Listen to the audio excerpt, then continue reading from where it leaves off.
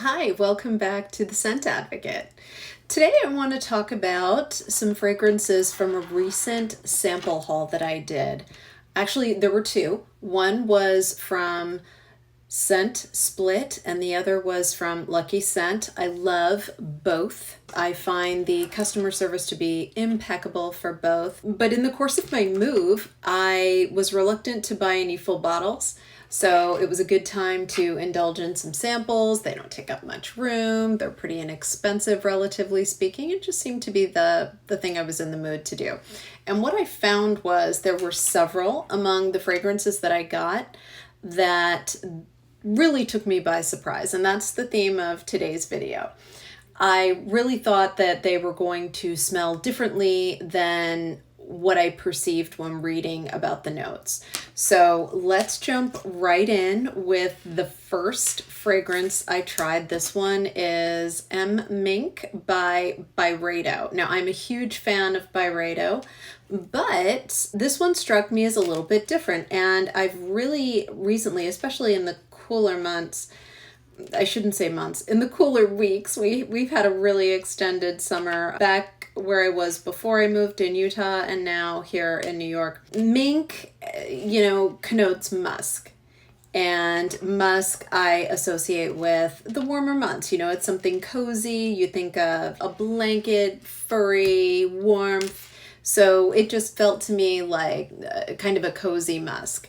And when I read the notes, it confirmed that. Now, the other thing is, and I'm dating myself here, when I was young, there were hair care products called Mink. And I don't know whatever happened to Mink. It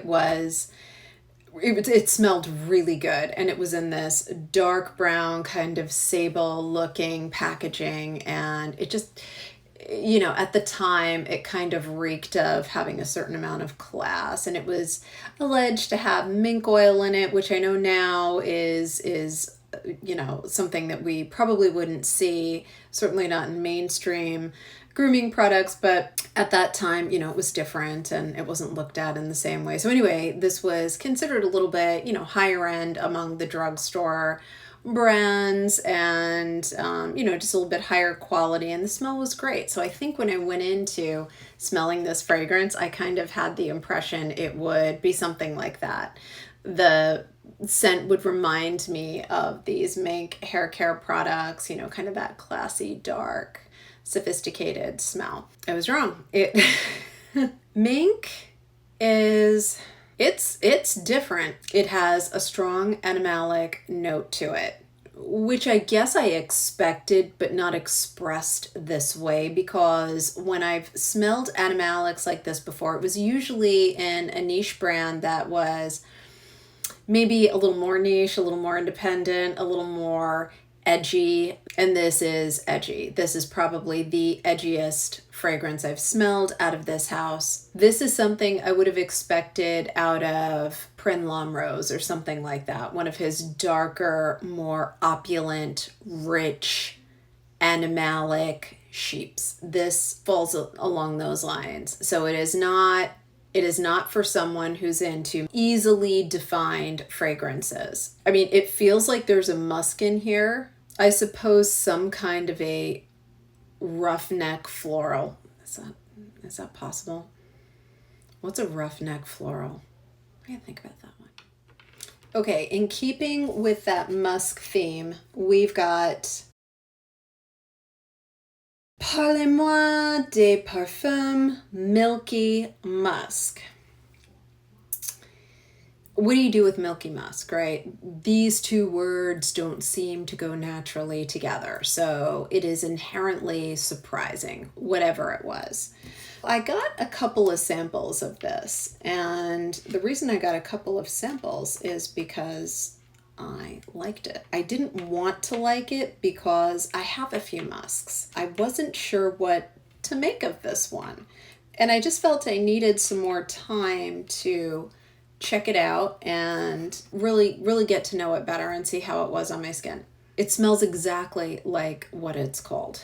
If you can imagine a gourmand musk, this is it. It is a sweet croissant with musk. It's a little bit doughy, a little bit lactonic, maybe buttery, and a musk. And for some reason, it works, right? I would have never thought of putting these two together. So we talk a lot about fragrances that are blended to perfection. This one is not, and it works. In my opinion, it is not blended so much so that it's got two indistinguishable features, the gourmand and the musk. You can definitely tell, and you can feel their separateness. And instead of being blended to the point that it creates this whole new thing, the two are complementary. It's unique to me. I really like it. This is the kind of fragrance that is universally likable. I think it leans female.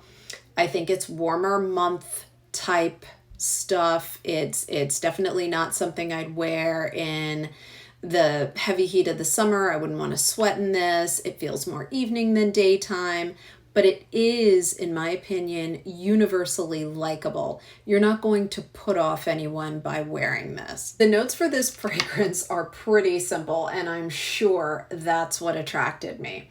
Sandalwood, musk, and fig. Now, I know fig can be polarizing. Now that I see it, I get it. Maybe it's as it dries down, I'm getting a little more fig. And the fig and the sandalwood together create this sweet gourmand with the musk. I think this is really special. This was really surprising just because the notes are counterintuitive to me. So if you get a chance, Parle-moi des Parfums Milky Musk. Check it out.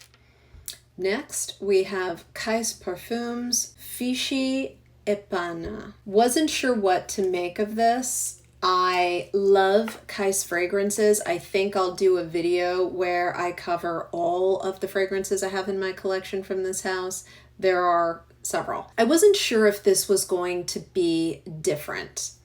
I think I expected it based on the notes, which are fig, milk accord, sugar, vanilla, and sandalwood. I think I expected something pretty similar to other lactonic gourmands that I've smelled in the past. When this one arrived, I was kind of blown away by the way it performed on the test strip. Some fragrances, when I inhale longer than normal and very, very deeply, I get a whole other experience. There is an undercurrent. It doesn't always work, but with this fragrance, it absolutely does. Okay, it starts out as a figgy gourmand with that sandalwood there, but when you inhale very, very deeply, there's something else there, like an iris. And then beyond that, it's a cotton candy. It's a cotton candy. It's different, and I like it. Now, it's got the DNA of other Kyse perfumes in that it has that strong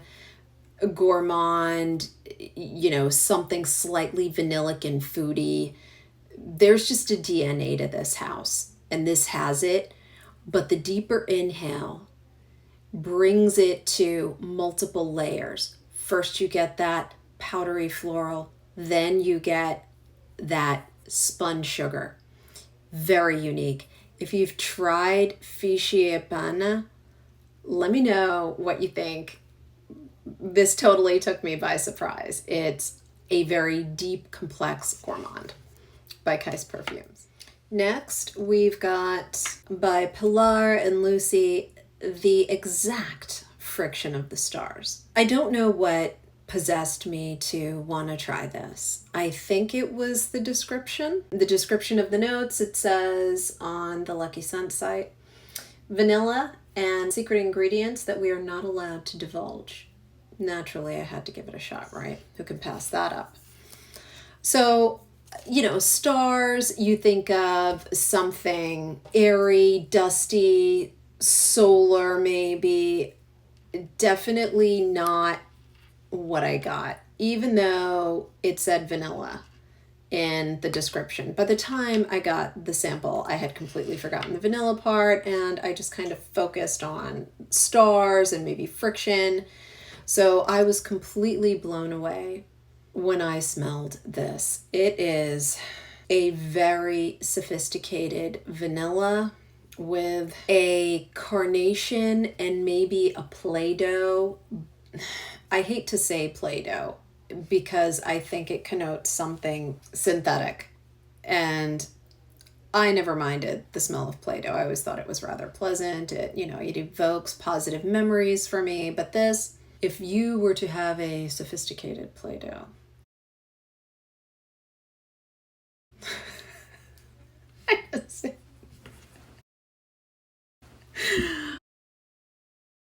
sophisticated Play-Doh. Okay, it's been a long day. I worked a full day today, and then I actually went to the DMV and stood online for quite a while before I gave up and left.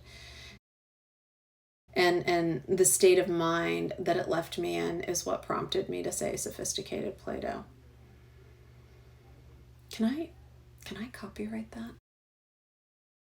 So it's a carnation vanilla bolstered by a sandalwood. Not at all dusty, celestial, solar, nothing like that. Nothing at all like what I would have expected from, something that references the heavens, right? Not at all. It is a unique fragrance. It's different from other vanillas I've tried. I've tried vanillas that are very, very simple and youthful. And then I've tried some that are extremely chic, very, very singular in their expression. Think of Creed's vanilla, obviously Guerlain, and several others, some lean extremely gourmand. This is playful, but adult. And I think maybe Play-Doh is the perfect analogy, sophisticated Play-Doh in the most positive possible way.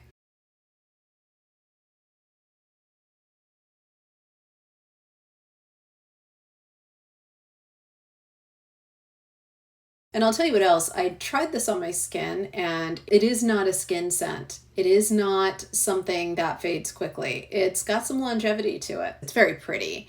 So let me know if you've tried Pilar and Lucy, the exact friction of the stars. It's interesting stuff, and it took me by surprise because it smells nothing like what I imagined when I read about stars. Next, we've got Jardini D Toscana's Colonia Nobile. Out of this house, I tend to expect something gourmand. I read the notes and they really just didn't jump out at me in a way that gave me an idea of what this would smell like, right? Sometimes you look at the ingredients and you figure, okay, I have a general idea of how this is going to smell or how it is going to smell on me. And this, I just wasn't sure. So the notes for this are bergamot, petitgrain, neroli, charisma, which is kind of a breezy, lemony, windy, airy scent, jasmine, benzoin, ambroxan, and oak moss. If you know me, you know that if there's oak moss, I'm a goner. It's over. I'm gonna love it, and this is no exception. This is a sharp green fragrance, not at all the Bianco Latte or Celeste, the mainstream idea perhaps of a Jardini di Toscana. This is a pivot. So regardless of what these notes said to me, with benzoin and anything ambrette, ambroxan. I wasn't sure with the charisma, but I expected something soft and maybe a mild floral gourmand. Not this. It's almost a fougere, but it's not. So if you were to take perhaps Chypre Siam by Rogue Parfumerie and combine it with maybe a Creed's classic Vetiver, it's exquisite. This is really amazing. I mean, this house never lets me down. Everything I've experienced has been exceptional. So this fragrance is not something I would wear in the winter. Of course, as I always say, you wear whatever you want, whenever you want. It's up to you. For me, I would be very comfortable wearing this in the summer heat. I would be comfortable sweating in this. It could go from day to night. It is completely gender neutral. This is sexy. That oak moss gives it a depth and a warmth that is intimate. This is good stuff. Years ago, there was a fragrance called Calyx. It's still there. It's made now by Clinique, but it used to be made by a company called Prescriptives. If you liked Calyx by Prescriptives, I feel as if now by Clinique it's changed a little bit. Okay, I think it's changed a lot. Still great, but it's different. If you like that, you would love this. It's got that green, sexy feel about it. Wow. Jardini D Toscana, Colonia, Nobile. Excellent stuff. Have you tried it? Let me know. Our final sample, last but never least, is Stranger's Parfumerie Concrete Forest. This is a new release by Pren Lumrose. Wow. The interesting thing about this is it is an eau de toilette. I am used to very heavy fragrances from this house. The Strangers line tends to be more universally appealing, whereas the Prasanna and Pren lines can be a bit more challenging for some. I adore all three lines. I have full-size bottles of all three lines in my collection. I absolutely love them. They are different. They are complex, rich. They're an experience. I crave them. There is something very just deep about them that makes you covet them. And this one, Concrete Forest, this is really special. And I wasn't sure what to think, right? Concrete Forest. Where do you go with that? Like a concrete jungle, like New York City? Maybe it's something that smells synthetic, a little bit funky. Who knows? I lived in the New York metro area for many years and worked in New York City, and it did not smell like this. So this is a very green herbal cut grass, but with something airy and fresh going on with that deep inhale. Again, you take it a little bit further than a normal inhale and you get something else. Something maybe even ozonic. It's wild. And I've tried this on my skin. It lasts. I mean, this does not present on my skin as something lighter than an eau de parfum. I would not have guessed. In fact, as I was looking up the notes to make this video, I was surprised that it was an EDT. It's hard for me to imagine anything light and fleeting coming out of this house. The notes for Concrete Forest are Hasaku orange, galbanum, concrete, mint, mandarin orange blossom, Japanese white magnolia, green tea, angelica seed, lily of the valley, mountain air, orris, cucumber, cedarwood, ginkgo leaves, ivy leaves, bamboo, moss, and camellia. I wasn't sure what to make of the concrete. I have smelled concrete. It wasn't at all something I would consider wanting to smell like. It wasn't appealing to me. It wasn't terrible, but it wasn't anything that I would want to wear. But this does not smell like concrete. That deep inhale gives you the mountain air. No question. I love the moss, the bamboo, the mint, the orris, cucumber, cedarwood, all make perfect sense. This is beautiful stuff.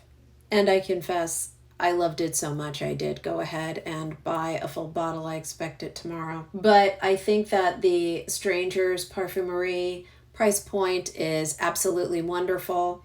As far as niche fragrances go, I never need to overspray to get the full experience that lasts me the whole day. So I think it's a good deal. If you like herbal, beautiful, summery, cut grass, clover, energetic, bright, happy fragrances, this is it right here. I would wear this in the spring or the summer. I would wear this On a very hot day, I can't imagine perspiring in this would in any way diminish it. It's lovely, sexy, beautiful. Another amazing triumph out of Stranger's Parfumerie, Concrete Forest. Check it out. So, fragrances, all of which surprised me, whether it was because of their names, the houses they're associated with, the notes, any combination of that. Let me know what you think of this. Are there any fragrances that completely threw you off, that you expected something completely different? Was it a love or a hate? If you haven't subscribed to the channel yet, please consider doing so. I'm really trying to grow it. I'm settled now in our new home, still working on the background. It's going to take a while.